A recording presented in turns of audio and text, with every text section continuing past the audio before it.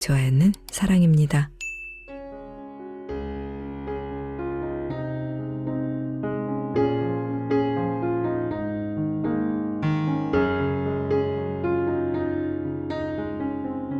내가 대접받고 싶은 대로 남을 대접하라. 이혼 전문 변호사인 마릴렌 치니치는 700건 이상의 이혼 소송을 맡아온 베테랑 변호사다. 그녀의 경험에 의하면 사이가 좋은 부부들에게는 공통점이 있다. 바로 시간을 내서 서로를 도와주며 배우자의 의견을 잘 따른다는 것이다. 또한 상대방에게 감사의 뜻을 표현하는데 인색하지 않다. 만족스러운 부부관계를 위해서는 마음을 적극적으로 표현하는 것이 중요합니다.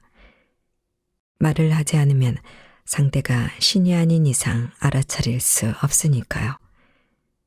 자신에 대한 생각이 건강해야 결혼 생활도 건강하게 이어갈 수 있습니다.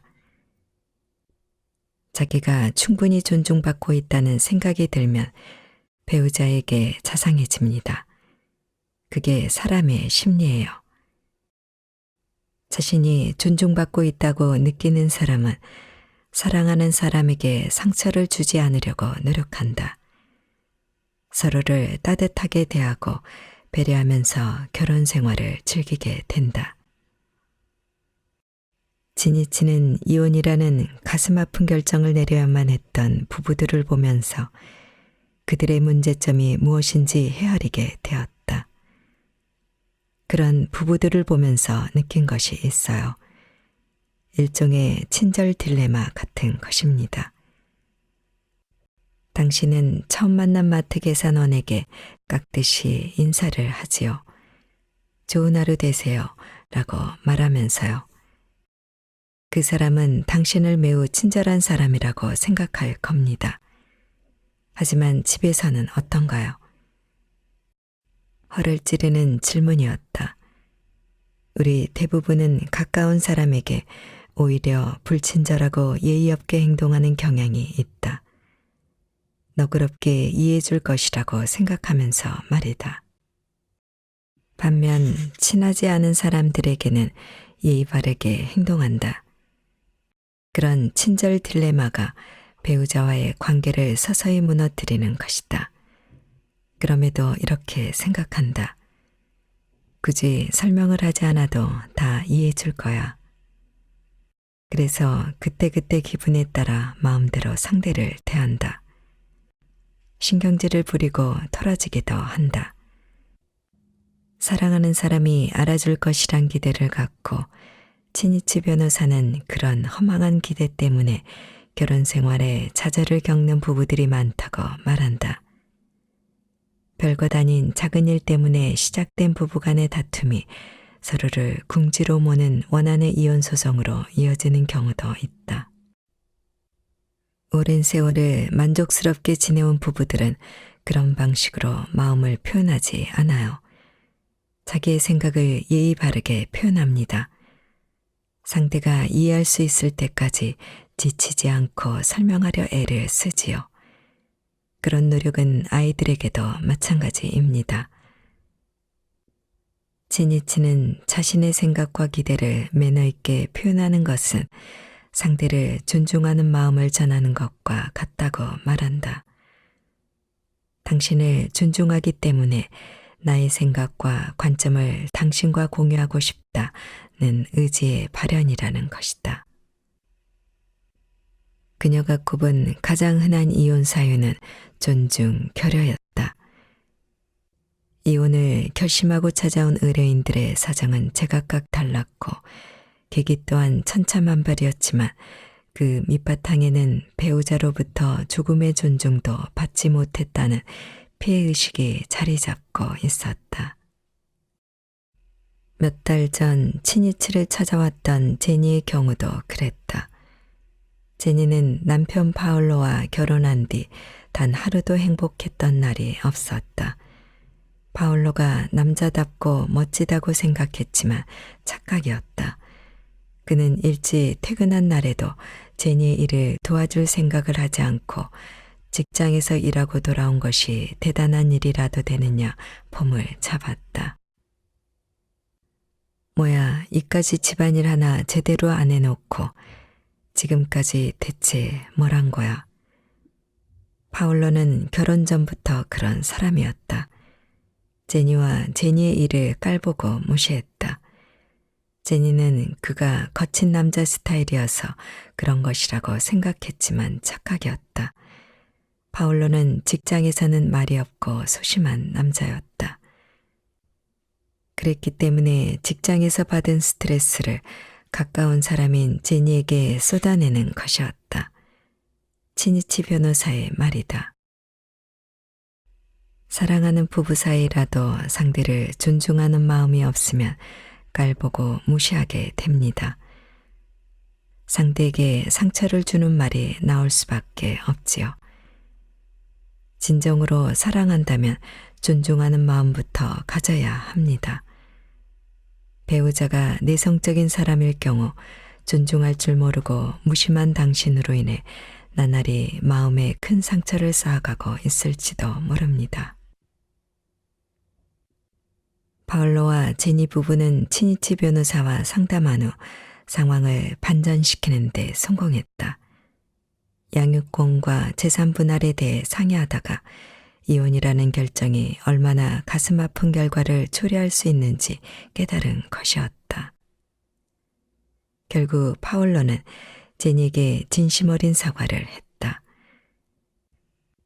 그는 자신의 경솔한 말과 행동이 가정을 파탄위기에 빠뜨렸다는 생각에 괴로워했다. 그는 정신과 의사의 도움을 받아 직장 생활 스트레스를 해결하기로 했다. 또 일찍 퇴근한 날에는 제니를 도와 집안일을 분담하기로 했다. 부부는 꿋꿋하게 어려움을 극복했다. 그 결과 오히려 부부 관계가 더 끈끈해졌다고 한다. 존중하는 마음으로 가정을 지킨 것이다. 치니치 변호사의 말에는 오랜 시간 동안 부부 문제를 상담한 전문가의 해안이 담겨 있다. 사랑이란 게 원래 변덕스런 날씨와도 같지요. 수시로 변해요. 사랑스럽다가 갑자기 믿기도 하고 말이죠. 반면에 존중은 견고한 감정입니다. 저는 결혼 생활의 펀더멘털이 존중이라고 봅니다. 존중은 항상 그 자리에 머물면서 닻을 내립니다. 배우자를 제대로 존중하기 위해서는 그의 감정을 헤아리고 이해하는 공감 능력과 배려가 필요하다. 여기에는 기억해야 할 황금 규칙이 있다. 반드시 상대방의 입장이 되어 생각해 봐야 한다는 것이다. 존중과 품격, 신뢰가 있는 결혼 생활을 위한 7가지 조언. 1. 배우자의 장점을 인정하고 아낌없이 칭찬한다. 2. 그가 좋아하는 것을 이해하며 관심을 가지려 노력한다. 3. 남들 앞에서 상대의 장점을 칭찬하고 사랑을 자주 표현한다. 4. 상대가 바빠서 못한 일을 상대의 방식으로 해놓는다. 5. 모든 것을 함께 나누며 어떤 상황에서도 상대를 믿는다. 6. 상대의 의견을 경청하고 존중한다. 7. 배우자와 어울리는 사람으로 언제나 품격 있는 행동을 한다. 존중의 본질은 희생이 아닌 윈윈이다. 타인 중심적 정서인 감사의 힘은 다른 사람을 나만큼 중시하는 태도에서부터 시작된다. 먼저 감사를 표현하면 상대로부터 예상치 못한 보답을 받게 되는 것이다. 이것이 바로 부메랑 효과다. 존중도 이와 마찬가지다. 존중 역시 상대방으로 하여금 행복을 느끼게 하고 더 나은 내일을 위한 윈윈 구도를 만들어낸다. 존중의 힘은 우리 사회 구성원 누구에게나 필요한 키워드다. 아이를 책임감 있는 리더로 키우고 싶은 부모, 임직원과 함께 똘똘 뭉쳐 세계 최고 수준으로 도약하고 싶은 경영자, 유권자들의 열망을 실현하고 더 나은 나라를 만들기 위해 노력하는 정치인 등 모두가 자신의 분야에서 유용하게 활용할 수 있다. 존중은 앞뒤로 열리는 문과 같다. 먼저 존중을 표하지 않으면 존중받지 못한다.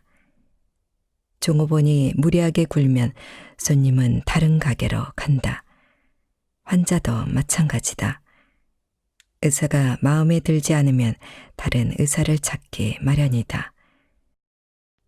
그런데 요즘 우리는 남을 존중하지 않으면서 스스로는 존중받아 마땅하다고 생각한다. 그런 이기적이고 일방적인 생각 때문에 여러 사람이 괴롭다. 아주 오래전이라서 가물가물하지만 이런 내용의 방송을 본 기억이 난다. 영국의 어느 방송사가 북유럽의 스웨덴과 노르웨이, 덴마크를 돌면서 촬영한 다큐멘터리 프로그램이었다. 리포터가 거리를 지나가는 사람에게 마이크를 들이밀고 물었다. 이런 질문이었던 것 같다. 당신은 지금 행복하다고 생각합니까? 행복하다면 그 이유는 무엇입니까? 한 중년 신사가 별걸 다 물어본다는 표정을 지으며 웃더니 이렇게 대답했다. 그야 물론 행복하지요. 다른 사람들로부터 존중받고 있으니까 만족스럽고 나 또한 나와 생각이 다른 사람들을 인정하니까 화를 내면서 다툴 일이 없습니다. 생각과 믿음이 다양한 사람들끼리 어울려 서로를 받아들이면서 살아간다는 것은 인생의 축복입니다. 중년 신사의 말이 그 당시의 나에겐 상당한 충격을 주었던 모양이다. 지금까지도 내리에 강하게 남아있는 것을 보면 말이다. 존중이나 만족 같은 추상적인 개념으로 사람이 행복을 느낄 수 있다는 게 어쩐지 믿기지 않았기 때문이었을 것이다. 다른 한편으로는 그것이 인생의 진실일지도 모른다는 느낌을 받았던 것 같다. 오랜 세월이 흘러 그 프로그램을 다시 찾는 데는 실패하고 말았지만 적어도 이것 하나는 확실하다. 존중의 힘을 통해 개인의 삶은 물론 사회까지도 바꿀 수 있다는 사실이다. 북유럽 사람들에게 왜 일을 하느냐고 물어보면 보람이 있기 때문이라는 대답을 가장 많이 들을 수 있다. 그들에게 있어 보람이 없는 삶은 망친 인생이나 다름없다. 그래서 돈은 그 다음의 문제로 치부된다. 반면 미국인에게 왜 일을 하느냐고 물어보면 10중 8구 더 많은 돈을 벌려고 라는 대답이 돌아온다. 돈을 많이 벌면 무엇이 좋은가라고 질문하면 다양한 대답이 나온다. 좋은 차, 성형수술, 유명세, 멋진 배우자 같은 거 말이다. 이런 답변의 이면에는 남의 이목을 끌어보겠다는 의도가 공통적으로 숨어 있다. 하나같이 요란하고 시끌벅적하게 주목받고 싶어하는 것이다. 북유럽 사회는 다양성이라는 토대 위에서 여유 있게 굴러가고 있다는 사실을 다양한 삶의 모습에서 발견할 수 있다. 그에 반해 미국 사회는 오로지 물질이라는 획일성 위에서 위태롭게 삐걱대고 있다. 우리가 차이의 존중, 다양성의 지향을 통해 개인은 물론 사회를 변화시켜야 하는 이유는 멀리 있지 않다. 그것이 점점 증가하는 위협으로부터 우리 스스로를 지켜내는 이름은 물론 더욱 중요한 미래를 개척하기 위한 필연적 선택이기 때문이다. 차이의 존중은 사회가 부드럽게 돌아가는 데 윤활유 역할을 한다. 존중의 힘은 부드럽게 세상을 변화시킨다. 먼저 가족을 화목하게 만든다. 부모로부터 존중받고 자란 아이들은 그렇지 않은 아이들보다 나은 인생을 살아갈 가능성이 높다. 존중은 결혼 생활을 풍요롭게 하는 걸음이 된다. 오랜 세월을 행복하게 지내온 부부들은 배우자를 위해 배려를 아끼지 않는다. 회사에도 도움이 된다. 우수한 인재가 부당한 처우를 참지 못해 다른 회사로 직장을 옮긴다면 회사 입장에서도 손해가 아닐 수 없다. 또한 존중의 힘은 리더십을 강화시킨다. 사람들이 리더의 권위를 인정하고 리더의 결정을 존중해 따르도록 도와준다. 개인적으로는 자존감을 높여 자아 성취가 가능하도록 해준다. 다른 사람부터 인정을 받으면 자신감이 생기고 창의력이 고취된다. 매사에 자신 없어 하던 사람도 용기를 내어 자신의 한계를 극복하고 새로운 목표를 달성할 수 있다. 존중은 사람과 사람 사이를 잇고 이어서 사회를 하나로 연결시키는 접착제의 역할을 거뜬히 해낸다. 공경에 처한 낯선 여자에게 휴지를 건넬 수도 있고 어려운 처지에 이웃들과 음식을 나눌 수도 있다. 존중하는 마음은 다른 사람과 관계를 맺고 싶도록 만든다. 존중이 연민의 정과 이타심을 불러일으키기 때문이다. 물론 우리가 이타심으로만 선행을 하지는 않는다.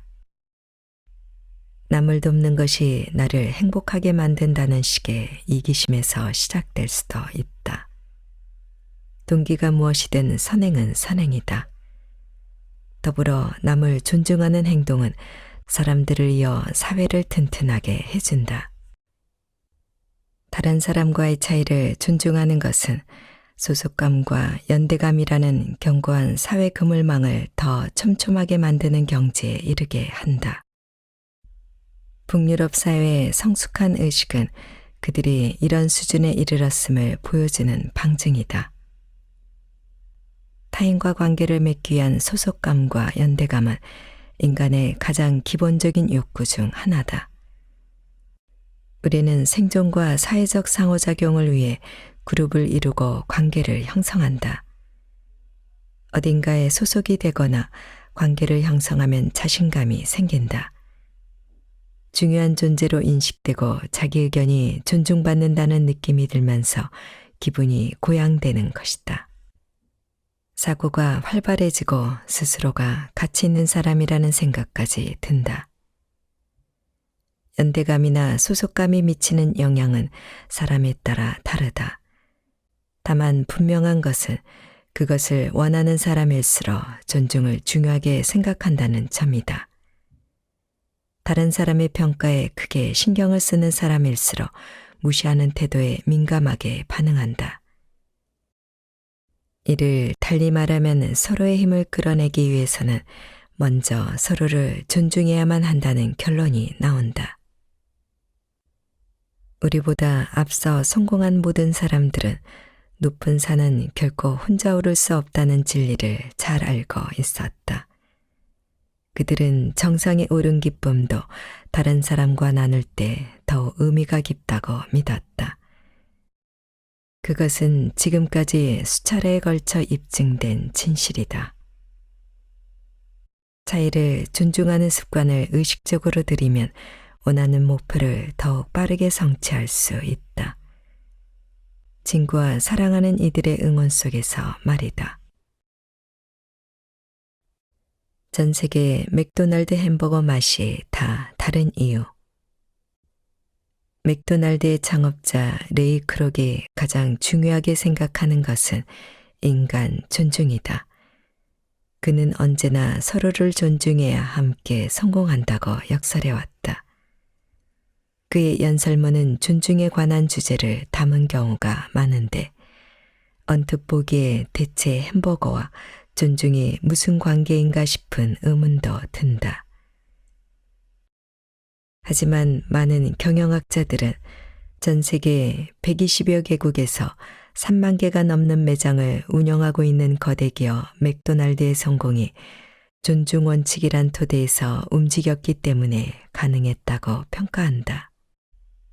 어느 나라에 진출하든 맥도날드가 가장 먼저 신경을 쓴 것은 그 나라 사람들의 입맛에 어떻게 맞추느냐 하는 문제였다. 그들은 미국 본사 맥도날드의 맛이 세계 최고이며 맥도날드의 맛이 유일한 기준이라고 생각하지 않았다. 맛을 느끼는 기준은 사람마다 다르며 그 차이를 존중해야 한다고 일찌감치 원칙을 정했기 때문이다. 지금은 당연하게 여기지만 그 당시만 해도 그것을 깨달은 기업은 거의 없었다.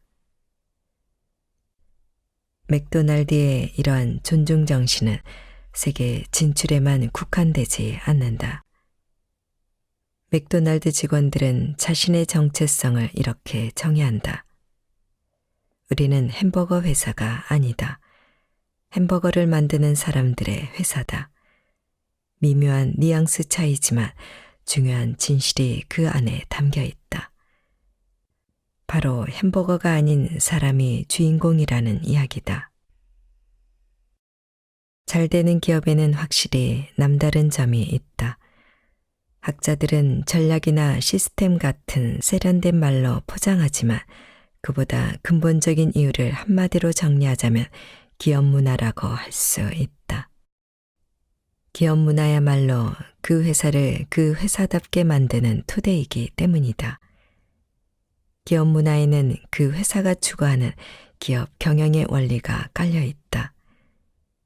잘 되는 기업들을 살펴보면 그들이 피플 퍼스트, 즉 직원 존중이라는 원칙을 경영의 첫 번째 과제로 삼고 있다는 사실을 알 수 있다. 포춘 선정 미국에서 일하기 좋은 100대 직장에서 2005년 1위, 2007년 3위에 오른 슈퍼마켓 체인점 웨그먼스는 전면으로 그 의지를 외부에 드러낸다. 그들은 자신의 경영 철학을 이렇게 명시해 놓고 있다. 직원이 먼저, 고객은 그 다음이다. 오늘날 기업들은 엄청난 경쟁과 변화의 소용돌이에 놓여 있다. 제품과 서비스, 기술 개발 등에서 무한 경쟁이 벌어지고 특히 디지털 기술 분야에서는 하루가 다르게 혁신이 일어난다. 마케팅 기법도 마찬가지다. 그러나 이런 급격한 변화 속에서도 변치 않는 진리가 있다. 만족한 직원이 만족한 고객을 만들고 만족한 고객이 만족한 주주를 만든다는 사실이다. 회사로부터 존중받는 사람은 긍정적이며 사고가 유연해지고 포용력이 커진다. 편견에 사로잡히지 않으며 차이를 인정하고 받아들여 다양한 가능성에 눈을 돌릴 줄 안다. 이에 비해 존중을 받지 못하는 사람은 다친 사고를 갖게 된다. 다양성을 인정하지 않으며 편견과 아집에 사로잡혀 자신과 다른 생각이나 관점에 대해 분노를 드러내는 것이다. 일본 재무부는 최고의 수재들이 모인 엘리트 집단이다. 오래전 다나카라는 사람이 재무부 장관에 발탁되자 직원들 사이에 불만이 고조되었다. 다나카가 전문가도 아니고 고학력자도 아니었기 때문이다. 하지만 그들의 불만은 다나카가 장관 취임 연설을 시작한 지 1분 만에 깨끗이 사라졌다. 여러분은 일본 최고의 수재들이고 나는 초등학교밖에 나오지 못한 사람입니다. 재무부 일은 여러분들이 하십시오. 나는 책임만 지겠습니다. 다나카는 나중에 총리의 자리까지 올랐다. 자신을 존중하지 않는 사람들의 15가지 특징. 1. 쉽게 결정을 하지 못하며 남에게 의견을 구하면서도 귀 기울이지는 않는다. 2. 남의 탓만 하고 자기 잘못은 말하지 않는다. 3. 방어적으로 행동한다.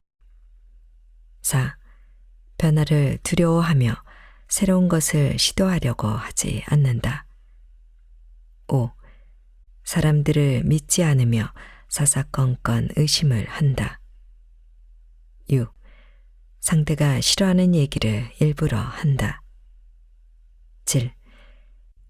갑자기 눈물을 흘리는 등의 돌출 행동으로 사람들의 관심을 끌려 한다. 8. 완벽주의를 추구하나 그에 마땅한 노력은 하지 않는다. 9. 항상 이기려고만 한다. 10. 이익이 없는 일에서도 속이려고 든다. 11. 거짓말을 하거나 허풍을 떤다. 12. 미안하다는 말을 필요 이상으로 자주 한다. 13. 일을 시도하기보다는 변명부터 먼저 꺼낸다. 14. 항상 남을 의식해 걱정을 하고 주눅이 든다. 15. 사소한 일에도 아니라고 말하지 못하고 전전긍긍한다. 당신만의 긍정 에너지를 전파시켜라. 아무리 가능성이 희박해 보일지라도 자존감을 잃어서는 안 된다. 특히 회사 면접처럼 결정적인 순간에는 계란으로 바위도 칠 수 있을 정도의 자신감이 필요하다. 영업맨 출신인 브라이언 매튜 사장은 20년이 넘도록 수많은 젊은이들의 면접을 봐왔다. 그는 면접에서 이야기를 나눠보면 그 사람이 앞으로 영업에서 큰 인물이 될지 아니면 중도 탈락하고 다른 길을 선택하게 될지 감을 잡을 수 있다고 한다. 어떻게 그런 일이 가능할까? 사실은 매우 간단합니다. 당신도 금방 그렇게 알 수 있게 될 거예요. 매튜 사장은 몇 달 전에 채용한 젊은이 이야기를 꺼냈다. 그 친구와 이야기를 몇 마디 해보고 나서 바로 합격점을 줬어요. 사람의 기분을 좋게 만드는 힘이 있더군요. 요즘처럼 실업난이 심각한 시기에 일자리를 찾으러 다니고 있으니 얼마나 힘들겠어요. 매튜 사장이 직원 채용 계획을 가진 회사가 거의 없을 텐데 일자리를 구하러 다니느라 고생이 많겠군요. 라고 묻자 그 젊은이는 아닙니다. 일자리를 구하러 다니는 건 고생이 아니죠. 직장을 잡으면 다시 돈을 벌 수 있잖아요. 라고 답했다. 매튜 사장은 속으로 놀랐지만 내색하지 않고 다음 질문을 했다. 여유가 있는 걸 보니 구직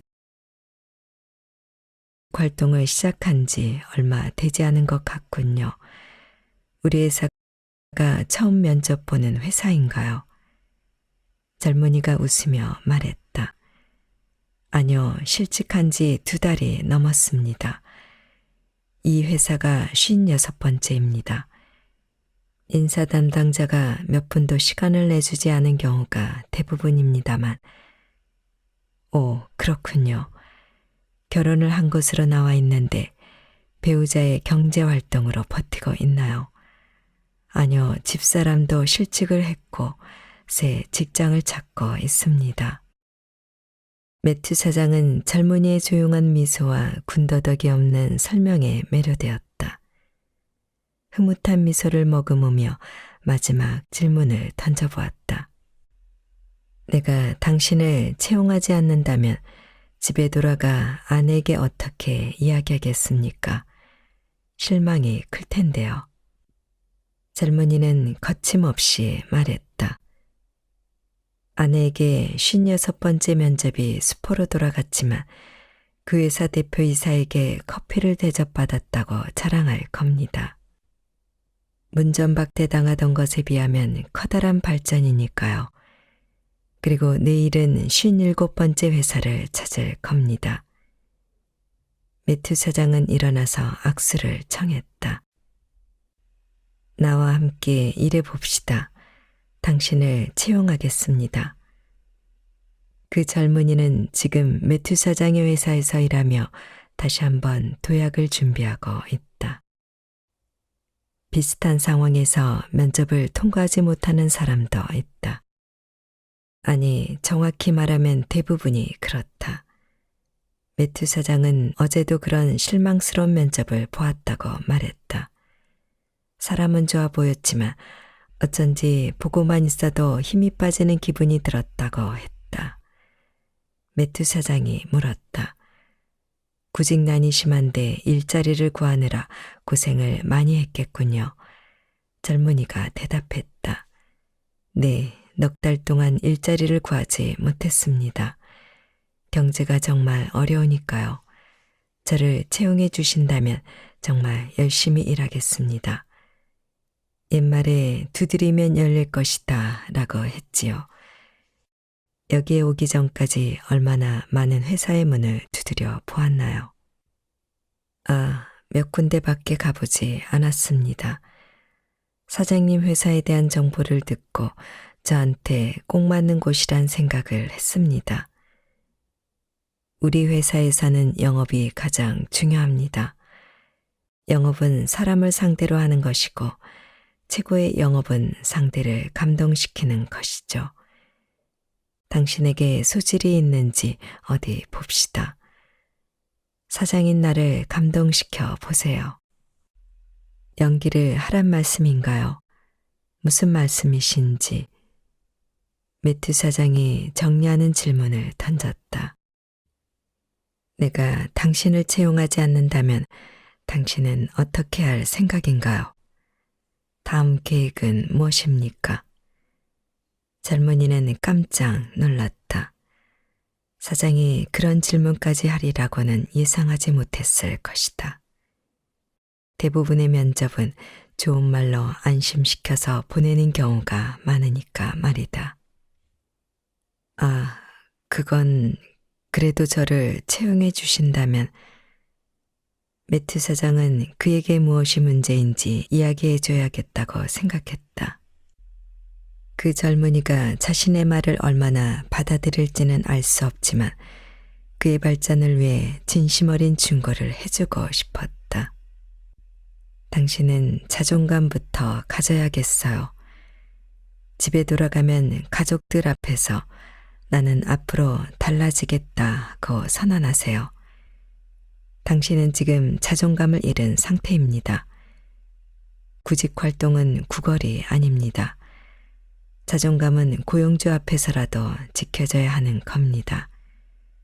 당신을 움직이는 원동력은 자존감이어야 해요. 그것이 당신의 성공을 밝히는 빛이 되어야 하고요. 그런데 지금 당신은 구직을 애걸하고 있습니다. 주문을 걸어보세요. 나는 끝까지 해낼 거야. 나는 괜찮아. 이렇게 말입니다. 그렇게 훈련을 한 다음에 다른 회사를 찾아가 보세요. 매튜 사장은 36년간 사람들을 상대하며 영업을 해온 사람이다. 그는 첫 만남에서도 사람을 금방 파악해낸다. 그 사람이 어떤 사람인지는 얼굴에 나와 있다는 식이다.